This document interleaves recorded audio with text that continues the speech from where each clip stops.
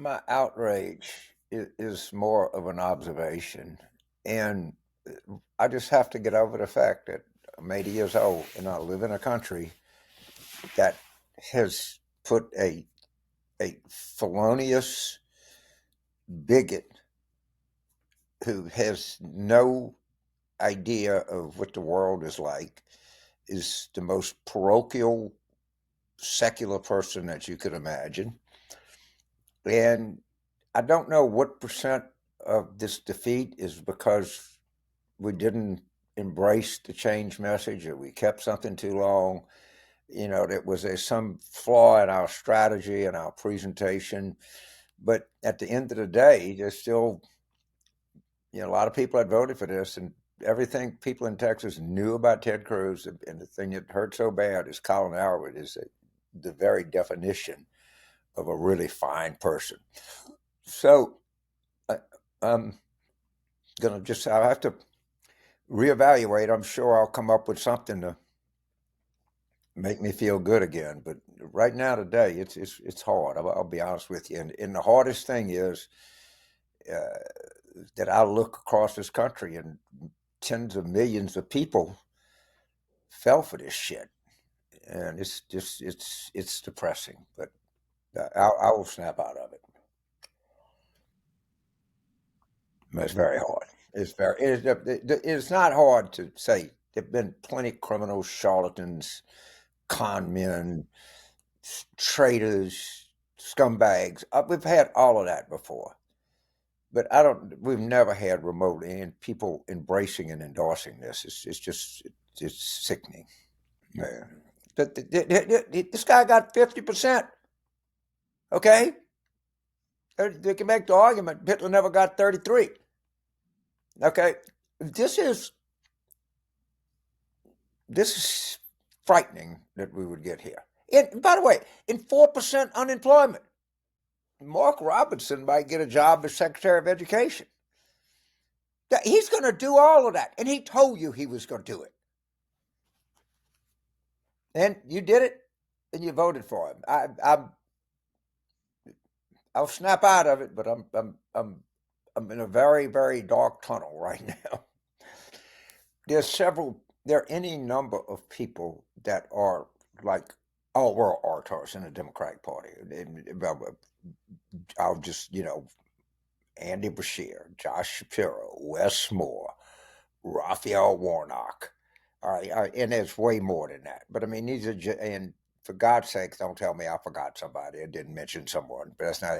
What I'm saying is what I've said all along.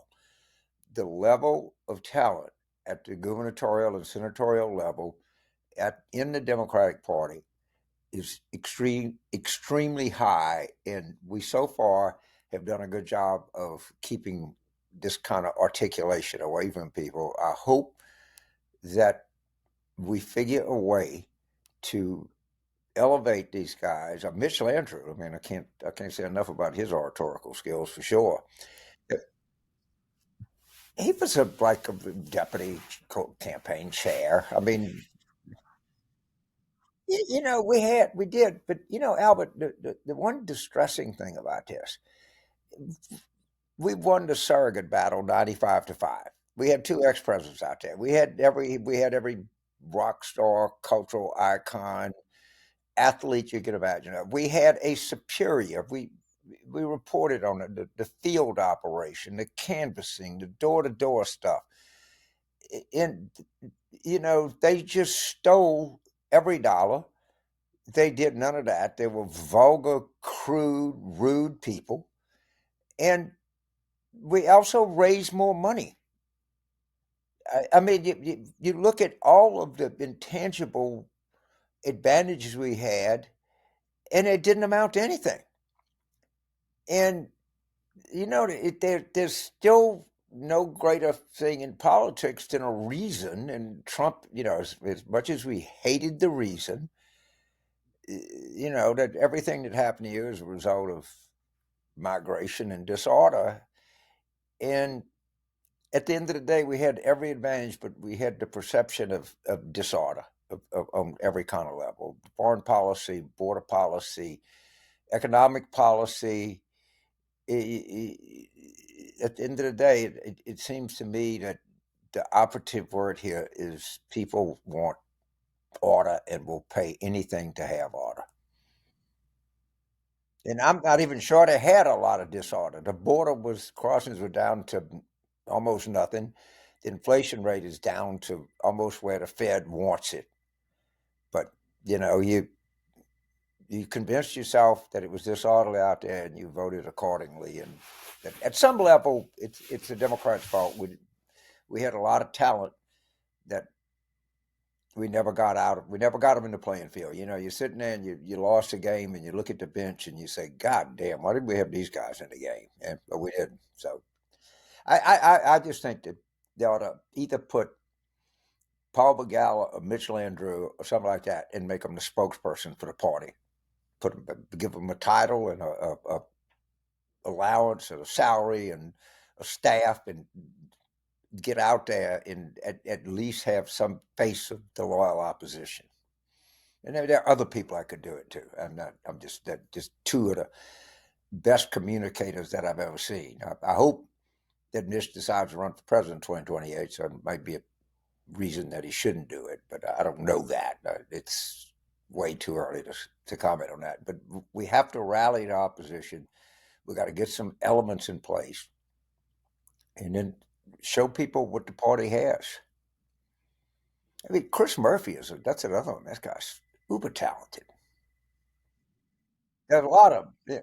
Yeah, just everywhere. And I hate mentioning because I'm always don't take the obvious with my. But I mean, the point is, we got a lot of people that are sitting on a bench, and we got to figure a way to get them in the game here. So, in, in, in this disaster, there's in there's one macro prediction. I know I made it, and I know you agreed with it, and unfortunately, it turned out to be true. If there's 7 swing states, the most unlikely scenario is to break 4-3. Okay, that we were hoping it would break another way, and the lesson when we've been very consistent, more consistent than any other show, that these things have a tendency to break in the end.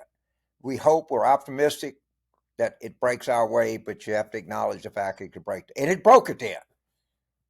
It went against us.